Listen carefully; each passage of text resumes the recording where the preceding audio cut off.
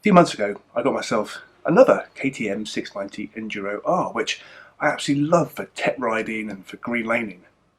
I do have one slight issue when I'm riding it, and it's nothing to do with the bike. It's where I've positioned my sat-nav, because it's basically not far above the handlebars, and I'm continuously looking down and doing this. Now, you could argue that I could have that higher up on a rally fairing, but a rally fairing's a bit heavy, and if I have a rally fairing on it, I can't get the bike in the back of my van. I didn't think there was a solution until I came across Adventure Spec's Mini Fairing. There's three main parts to the Mini Fairing kit. There's a back plate that you mount your sat-nav to, which usefully also comes with cutouts for power outlets. Then there's the wind deflector that gives you a hint of that rally fairing look. And finally, there's the mounting bars, which are key for me, as they will allow me to lower the whole kit and get the bike in the van. So this is the current setup of the Garmin on the 690, and it's not bad. It's just the problem is the screen is too close to me and a little bit too low down. So in an ideal world, just like you see on a set of rally kit, it would be higher up and further forward. My first step was to take the old mount off. Didn't take long.